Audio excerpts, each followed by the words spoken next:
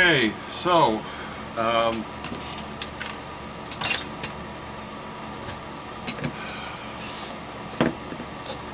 we need to get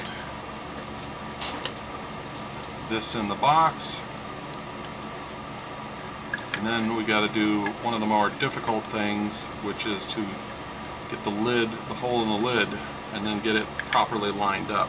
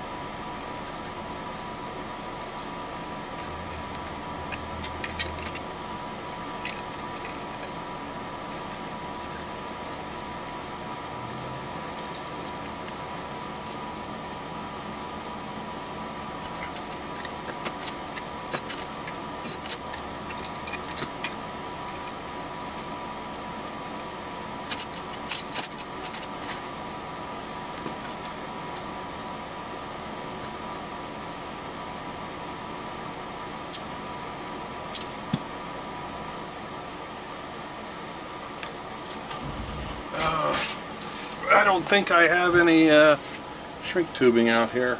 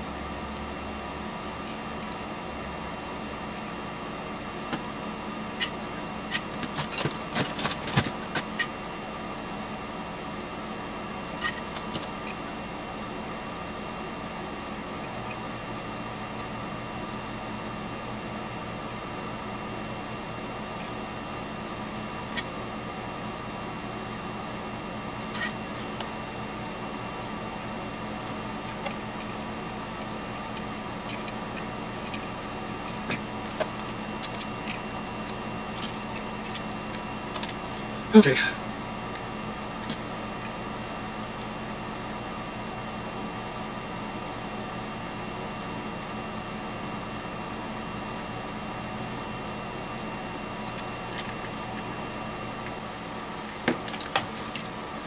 So now comes the difficult part.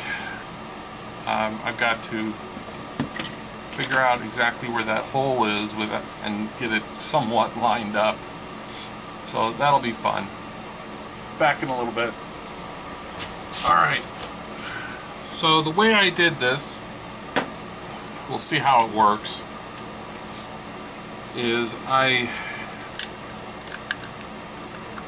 put the lid on like this, took a straight edge, got it on here flat, made sure everything lined up, put it against the side of that, drew a line, flipped it, drew a line, moved this over to here, made sure everything was lined up, did the same thing, drew lines, and then basically just drew a crosshatch across it, and then carefully tapped it with a punch. Do not use one of these punches like that. They will almost invariably go either split the plastic or crack it or do something horrible.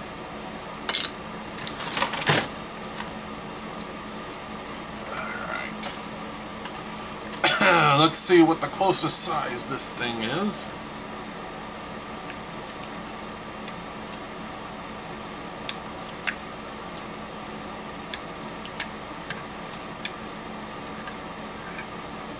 It's like a 9/32.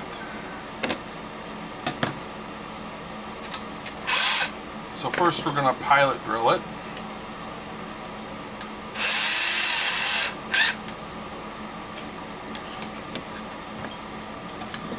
We're not pre-drilling it because we're drilling it. You can't do something before you do it. We are pilot drilling it. We are drilling a hole to guide the larger drill.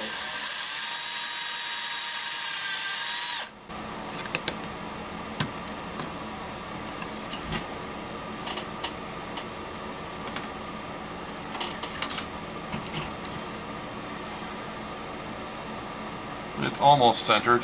I may end up having to make it larger.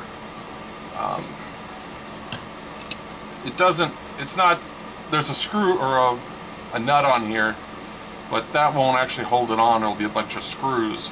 But it would be nice to put the nut on there.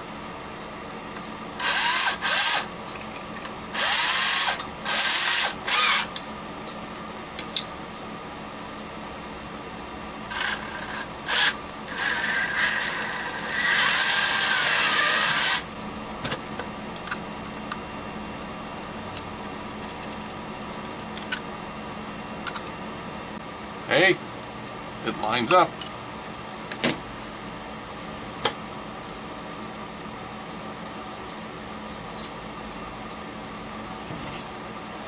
All right, one last hole to drill. That's the hole for the switch.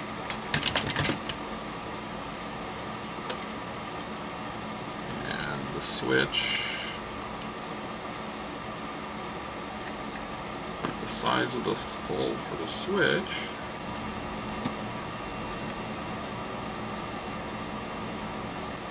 is 5 millimeters. So we go into the evil box of metric.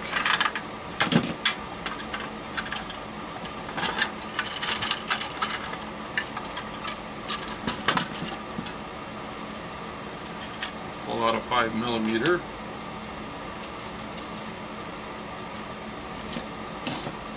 And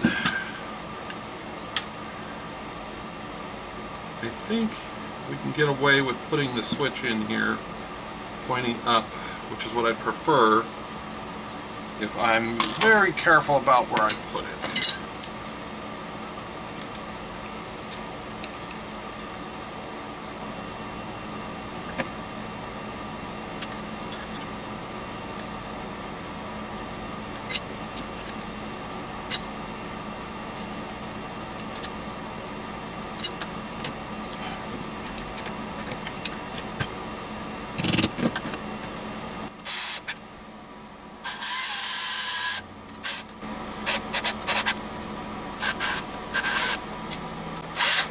Oops, I also forgot I have the hole for the LED.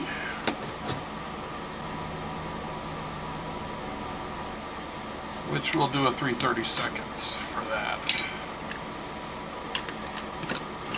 Hopefully I have a 3/32. Yay!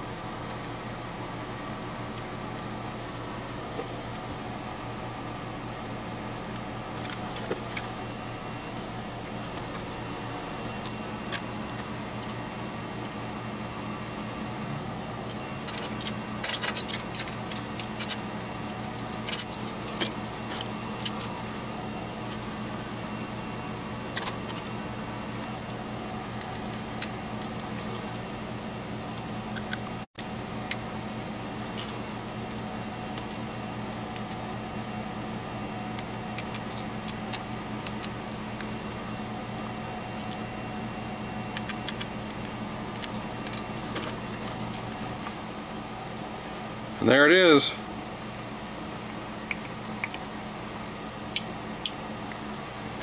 Okay, I got a mess to clean up. Then I've got to set this thing up with some speakers, and we'll actually see if it works. Later. Okay, before I show you this thing working, there's one thing I have to make clear, because the instructions aren't. And down there you'll see it says SW1 off when volume module is available. Now if you notice, there's two switches there. What they mean is both switches need to be off. If you don't do that, then what it'll do is it'll turn the volume down only on one channel. So you have to have both those switches off. Anyways, let me get this thing back together and set up, and we'll play some hopefully free, YouTube free, copyright bullshit free songs. Okay, I'm going to do my best to hold this camera steady. But if I don't and it bugs you, I'm sorry. You have to get over it. Alright, so I have a CD player with what YouTube says is free software, or songs on it.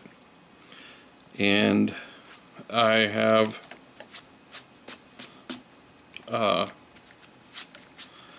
it hooked up to the device. I have basically it's an old HP power supply that puts out 18 volts at about 5 or 6 amps or something like that. More than enough to power it for what I want. And we have the volume control. We have everything nicely labeled. And you can even see that the LED is visible. So I'm going to press play on this. And I'll show you what works and what doesn't seem to do anything. First off, the switch, if you put it in standby, it puts it in standby, but it doesn't turn out the LED, which is interesting. However, if you were to look inside the box, it turns on a red LED when it's in standby mode. Yeah. So the volume does work.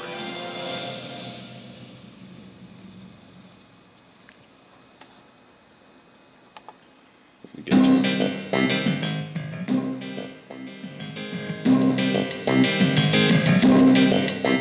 it. Quite well. When you push this button, I thought that was supposed to mute it, but it doesn't seem to do anything.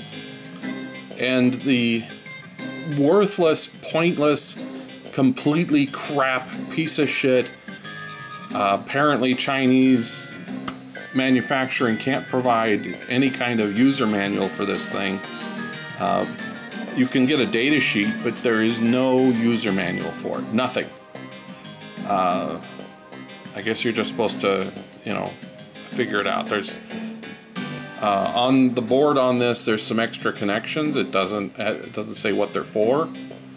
I think there's even maybe a couple extra connections on the board in the box, and doesn't say what they're for.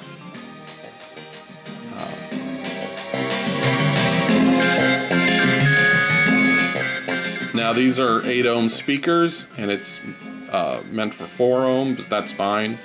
You can put it into 4 ohm speakers, it'll work fine.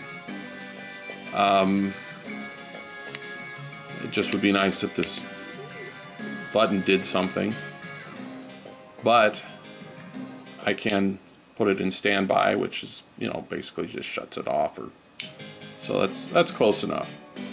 Anyways, that's it. It works, and there's just some stupid things they leave out. So I think that's it for this one. Later.